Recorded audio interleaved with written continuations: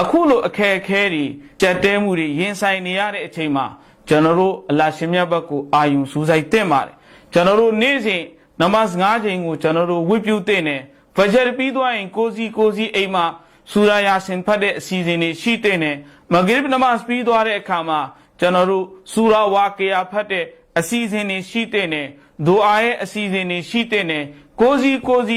အင်ဖီရာဒီအာမာလီထဲမှာတူးစီ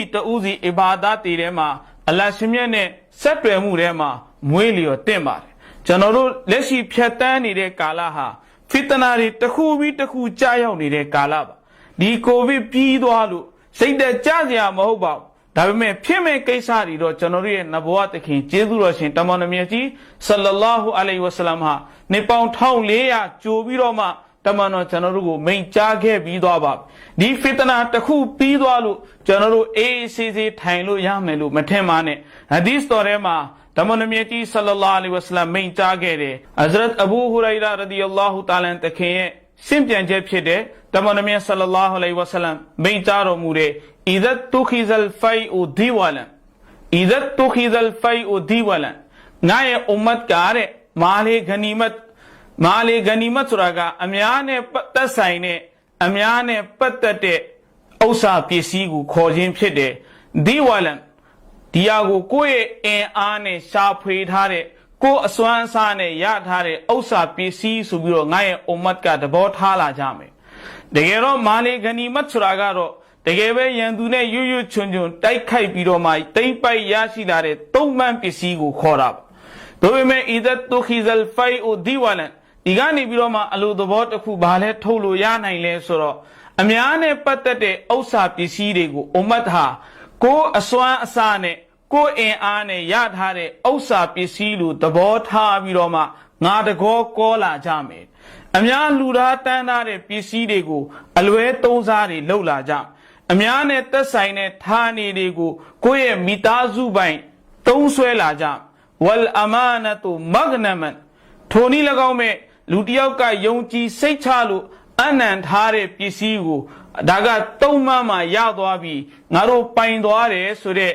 ပစ္စည်းပုံစံသဘောထားလာမယ်အမာနတ်တွေနဲ့ပတ်သက်ပြီးတော့တစ္ဆာဆောင်ထိန်မှုမရှိတော့ဘူးဝဇကာတုမဂရမန်ဇကာထုတ်ရတဲ့အရာတစ်ခုကိုအတွက်ဝင်တော့ဝင်ဖို့လို့မှတ်ယူလာမယ်ရော်ကြီးပေးရတယ်လို့မျိုးထင်မှတ်လာမယ်ဝတူအလီမာလီဂိုင်ဒီန်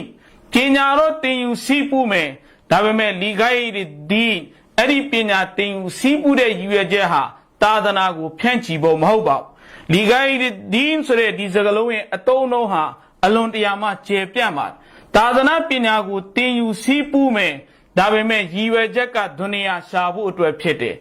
အီဇာဝတူအလီမာလီဂိုင်ဒီန်ဒါနပညာကို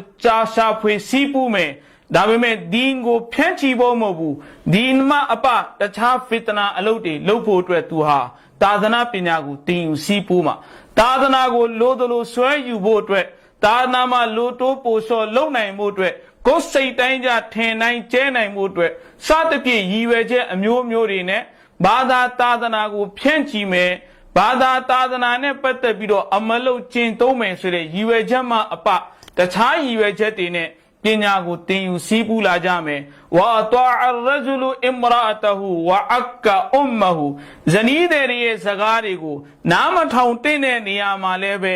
နားထောင်ပြီးတော့မှအမိတ်နာခံလာကြမယ်မိခင်တွေရဲ့အမိတ်တွေကိုနားထောင်တဲ့နေရာမှာလည်းပဲဖီဆန်လာကြမယ်ဝါအဒနာဆဒီကဟူဝါအကဆာအဘာဟူကိုနဲ့ဘာမှမတော်သွေးမစောသွေးမတော်တာမဆက်အဆွေခင်မိုးနေနဲ့အနီးကပ်ဆုံးဆက်ဆံပြီးတော့မှမိမိရဲ့ဒုနီယာလောကမှာအရင်အနည်းဆုံးတော့သွေးအတော်တာအဆက်ဆုံးတော့ဖခင်ဖြစ်တဲ့ဖခင်တွေကိုခက်စိမ့်စိမ့်ဆက်ဆံလာကြမယ်ဝါဇာဟာရတ်လ်အဆွာတူဖီလ်မဆာဂျစ်ပလီဝေကျောင်းတော်တွေမှာအော်ကြီးဟစ်ကျယ်တွေနဲ့ဇကားတွေကိုကျဲလောင်ပြောဆိုလာကြတော့မယ်ဝဆာဒလ်ကဘီလတဖာစီကူဟွမ်အုပ်စုတွေရဲ့ခေါင်းဆောင်တွေဟာဒီအုပ်စုတွေကအလွန်တရာမှကိုပြင်းမှုကျူးလွန်တဲ့ဒုစရိုက်သမားတွေဟာအုပ်စုတွေရဲ့ခေါင်းဆောင်တွေဖြစ်လာမယ်ဝကာနဇာအီမူလ်ကောမီအရဇလဟွမ်အုပ်စုတွေရဲ့မြို့ရွာရဲ့တာဝန်ခံတွေဟာ အဲ့ဒီမျိုးရွာတွေထဲမှာအလွန်တရားမှအောက်တန်းနောက်တန်းကြတဲ့စိတ်သက်အားဖြစ်တော်၎င်းမျိုးရိုးအားဖြစ်တော်၎င်းတခြားအနေထားအားဖြစ်တော်၎င်းအောက်တန်းကြတဲ့လူတွေဟာတာဝန်ခံနေဖြစ်လာမယ်ဝါဥကရီမရဂျူလူမခါဖတာရှရီဟီလူတယောက်ကိုမကြည်ညိုပေမဲ့လည်းပဲအဲ့ဒီလူရဲ့နှောက်ယှက်မှုကိုစိုးရင်ကြောက်ကြပြီးတော့အဲ့ဒီလူကိုအကရမ်လုပ်ရတယ်ဂုံပေးလေးစားတဲ့အနေအထားတစ်ခုကိုရောက်လာမယ်ဝါဇဟာရတ်လ်ကိုင်နာတူဝလ်မာအာဇီဖူကခုံတီးဆုံကခုံနဲ့အဆိုတော်အမျိုးသမီးတွေအများကြီးပေါ်လာမယ်တီးမုတ်ကရိယာတွေအများကြီးပေါ်ထွက်လာမယ်ဝဆူရီဘတ်လ်ခူမူရအရက်ကိုနာမည်အမျိုးမျိုးပေးပြီးတော့မှပုံစံအမျိုးမျိုးနဲ့အရက်တေစာတွေကိုမဟာတရားတောက်သုံးလာကြမယ်မူရစေဝါတွေကိုကြဲကြဲပြန့်ပြန့်သုံးဆွဲလာကြမယ်ဝလာအနာအာခီရူဟာဒီဟီလ်အွမ်မတီအဝလာဟာဒီအွမ်မတ်ရဲ့နောက်ပေါက်လာတဲ့လူငယ်တွေဟာဒီအွမ်မတ်ရဲ့ရှေးကြခဲ့တဲ့လူကြီးသူမတွေကိုဝေဖန်လာမယ်ပုတ်ခတ်လာမယ်စော်ကားလာမယ်အဲ့လိုအနေအထားမျိုးတွေဖြစ်လာပြီဆိုရင်တဲ့တမန်တော်မြတ်ကြီးဆလ္လာလာအလိုင်ဝါဆလမ်ကမိန့်နေဖရတကီဘူအင်ဒါဇာလီကာရီဟန်ဟမ်ရာဝဇလဇလာဝခစဖာ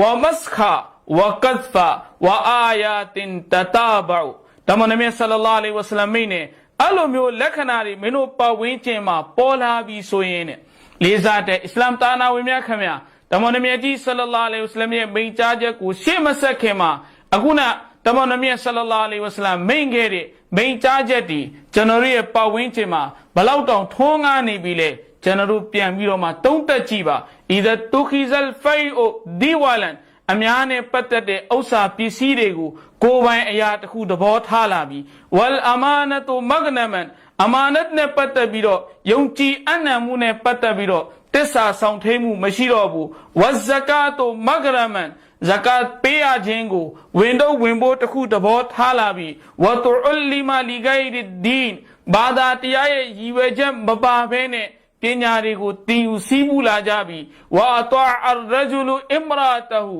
ဝအကာအုမ္မဟူဇနီးတဲ့ရဲ့ရှေ့မှာချွင်းချက်မရှိလက်နဲ့ချပြီးတော့မှမနာခံတဲ့ဇနီးတဲ့ရဲ့အမိန့်တွေကိုနာခံလာကြမယ်နာခံတဲ့မိခင်ရဲ့အမိန့်တွေကိုလည်းဖီးဆန်းလာမယ်ဝအဒနာဆဒီကဟူဝအကဆာအဘာဟူကိုယ့်ရဲ့ဒဇိန်တယံဖြစ်တဲ့မိတ်ဆွေအပေါင်းအသင်းတွေနဲ့အနီးဆုံးဆက်ဆံပြီးတော့မှအရင်အနည်းဆုံးသွေးအရင်ဆုံးဖြစ်တဲ့ဖခင်ကိုခဝဲဝဲခစိမ့်စိမ့်ဆက်ဆံလာမယ်ဝါဒဟာရတ်လ်အစဝါတူဖီလ်မဆာဂျစ်ပလီဝေကျောင်းတော်တွေထဲမှာအတန်ကြီးကျဲလာမယ်ဝဆာဒလ်ကဘီလတာဖာစီကူဟွမ်တကယ်အုပ်စုတွေရဲ့မြို့တွေရွာတွေရဲ့ခေါင်းဆောင်တွေဟာဒုစရိုက်သမားတွေဖြစ်လာမယ်ဝကာနဇအီမုလ်ကောမီအရဇလဟွမ်တကယ်အုပ်စုတွေရဲ့မျိုးနွယ်ဝင်တွေရဲ့မြို့တွေရွာတွေရဲ့တာဝန်ခံတွေဟာအလွန်တရာမှတေးတိမ်နဲ့အောက်တန်းနောက်တန်းကြတဲ့လူတွေဖြစ်လာမယ်ဝါဥကရီမရဂျူလူမခါဖတာရှရီဟီလူတယောက်ရဲ့နှောက်ယှက်မှုကိုစိုးရိမ်ပြီးတော့သူရဲ့အနေနဲ့ပြုမှုကိုစိုးရိမ်ပြီးတော့မှမယိုသေးခြင်းပဲနဲ့အဲ့ဒီလူကိုအယိုသေးတွေပေးနေရမယ်ဝါဇဟာရတ်လ်ကိုင်နာတူဝလ်မာအာဇစ်အဲ့ဒီတိုင်းပဲတီဆိုကခုံနဲ့အမျိုးသမီးတွေပေါ်လာမယ်တီမုတ်ကရိယာတွေများလာမယ်ဝဆူရီဘတ်လ်ခူမူမူရစေဝါသုံးဆွဲမှုတွေဟာကြဲကြဲပြန့်ပြန့်ဖြစ်လာမယ်ဝလာအနာအာခီရူဟာဒီဟီလ်အွမ်မတီအဝလာဟာဒီအွမ်မတ်ရဲ့နောက်မှရောက်လာတဲ့လူငယ်လူရွယ်တွေဟာရှေးလူကြီးတွေအွမ်မတ်ကိုအကျိုးပြုခဲ့တဲ့ဆဟာဘာတွေတာဘီတွေတဘီတာဘီတွေအအင်မာတွေတကယ်အွမ်မတ်နဲ့ပတ်သက်ပြီးတော့အများကြီးအနစ်နာခံခဲ့တဲ့ဆွတ်လွတ်စရေခဲ့တဲ့ပုံကိုယ်တွေကိုစော်ကားမော်ကားတွေပြုလာကြမယ်ဆိုရင်တဲ့တမန်တော်မြတ်ဆလ္လာလာအလိုင်ဝါဆလမ်ကရှေ့ဆက်ပြီးတော့မိတ်အဲ့တော့ကျွန်တော်တို့ရဲ့ပတ်ဝန်းကျင်မှာလေ့လာကြည့်ပါဒီကိစ္စတွေဘယ်လောက်ထွန်းကားနေပြီလဲဆိုတာအဲ့တော့တမန်တော်မြတ်ဆလ္လာလာအလိုင်ဝါဆလမ်ကမိတ်နေဖရတကီဘူအင်ဒါဇာလီကာအဲ့လိုကိစ္စတွေမင်းတို့ပတ်ဝန်းကျင်မှာထွန်းကားလာပြီဆိုရင်တော့တဲ့မင်းတို့စောင့်မျှော်ထားတော့မင်းတို့ကိုအလ္လာဟ်ဘက်ကဘာလာရီဟန်ဟမ်ရာအနီရောင်မုန်တိုင်းတွေလာတော့မယ်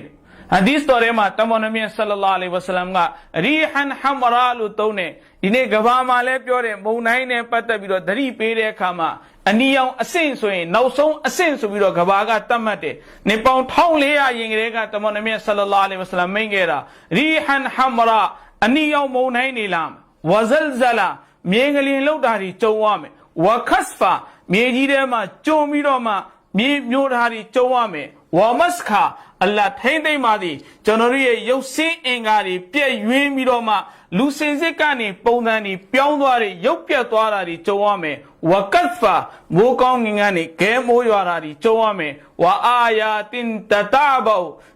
မပြတ်တမ်းဇက်တိုက်ကြလာမယ်အလ္လာဟ်ရှင်မြတ်ဘက်ကနေချပေးမယ်နမိတ်လက္ခဏာတွေမင်းတို့ကြုံရမယ်ကန်နီဇာမင်ကိုတူအဆလ်ကူဟူဖတာဘာတမန်တော်မြတ်ဆလ္လာလဟ်အလိုင်းဝါဆလမ်မိန့်ကြားတော်မူတဲ့ဘာနဲ့တူလဲဆိုရင်တဲ့ဗရီတကုံပလဲတွေတီထားတဲ့ဗရီကုံတစ်ခုခုလက်ဝရဏတီထားတဲ့ဗရီကုံတစ်ခုကျွန်တော်တို့စိတ်နေတဲ့သက်စဘီအဲ့ဒီဗရီကုံနဲ့ဒီသက်စဘီကကျိုးကိုဖြတ်လိုက်တဲ့အခါကျရင်တဲ့အထဲမှာတီကုန်းထားတဲ့ဗရီစီတွေဟာတစ်ခုနဲ့တစ်ခုဇက်တိုက်နောက်မကြဘဲနဲ့ကြာလာတယ်လို့မျိုးပဲမင်းတို့အဲ့လိုဖီတနာတွေကိုဇက်တိုက်တွေ့ကြုံရမယ်လို့တမန်တော်မြတ်ဆလ္လာလဟ်အလိုင်းဝါဆလမ်ကမိန့်ကြားခဲ့လေးစားတဲ့အစ္စလာမ်သားနာဝင်များခင်ဗျာအခုနတမန်တော်ပြောခဲ့တဲ့လက္ခဏာတွေအခုကျွန်တော်တို့ကြုံနေတဲ့ဖီတနာတွေကျွန်တော်တို့တိတ်အဝေးကြီးကျွန်တော်တို့မကြည့်ပါနဲ့ကျွန်တော်တို့2020ခုနှစ်နောက်ပိုင်းကနေအခု2020ဒီ10နှစ်အတွင်းထဲမှာပဲကျွန်တော်တို့ဘာတွေအများကြီးကြုံပြီးသွားပြီလေကျွန်တော်တို့အားလုံးသိတယ်ရှေ့ဆက်ဘာတွေကြုံရမလဲအလ္လာဟ်ရှင်မြတ်ကျွန်တော်တို့အားလုံးကိုထိမ့်သိမ့်ပါစေအဲ့လိုအနေအထားမျိုးမှာကျွန်တော်တို့ဘာလုပ်ရမှာလဲကျွန်တော်တို့အလ္လာဟ်နဲ့ပဲဆက်တွဲရမယ်ဒီຢာတွေအားလုံးဟာကျွန်တော်တို့ရဲ့အာမလ်ကိုအခြေခံပြီးကြားရောက်မှာချပေးမယ်အရှင်ဘုရုလေအလ္လာဟ်ပဲဖြစ်တယ်အဲ့တော့အလ္လာဟ်ဘက်ကနေကြားရောက်လာမယ်အနည်းတွေကိုကာကွယ်ဖို့အတွက်ကကျွန်တော်တို့ခိုးလုံစရာကလည်းပဲအလ္လာဟ်ရှင်မြတ်တခင်ရဲ့ထံတော်ပါပဲဖြစ်တယ်ကျွန်တော်တို့အလ္လာဟ်ဘက်ကိုအာယုံစိုက်ပါကျွန်တော်တို့အလ္လာဟ်ရှင်မြတ်တခင်ပေါ်မှာပြေဝတဲ့ယုံကြည်ကိုးစားမှုထားပါအစ္စတာအီနူဘစ်ဆဘရီဝဆလာအလ္လာဟ်ကျွန်တော်တို့ကိုအမိန့်ပေးခဲ့တယ်လို့မျိုးပဲဘာသာသာသနာပေါ်မှာမြဲမြံစွာယက်တည်ပြီးတော့မှဘာသာသာသနာပေါ်မှာပြည့်ပြည့်ဝဝအမလုတ်ကျင့်သုံးရင်းနဲ့နမတ်တွေဖတ်ရင်နဲ့အလ္လာဟ်ရှင်မှာမတ်တရရင်အလ္လာဟ်ရှင်မှာရူကူဥညွှရင်အလ္လာဟ်ရှင်မှာနဖူးနဲ့မြေကြီးကိုထိပြီးတော့စိတ်သာဥချရင်အလ္လာဟ်ရဲ့အရှိမလက်နှစ်ဖက်ကိုဖြန့်ရင်းနဲ့ကျွန်တော်တို့အလ္လာဟ်ရှိကနေအကူအညီတွေတောင်းပါအင်ရှာလာအလ္လာဟ်ရှင်မြတ်တခင်ဒီဝိုင်းနေတဲ့အန်ရကြားတဲ့ကနေမုံတိုင်းကြားတဲ့ကပန်းတပွင့်ကိုအလ္လာဟ်ကာကွယ်လိုက်တယ်လို့မျိုးပဲကျွန်တော်တို့ကိုလည်းအလ္လာဟ်ရှင်မြတ်တခင်ကာကွယ်မှာဖြစ်ပါ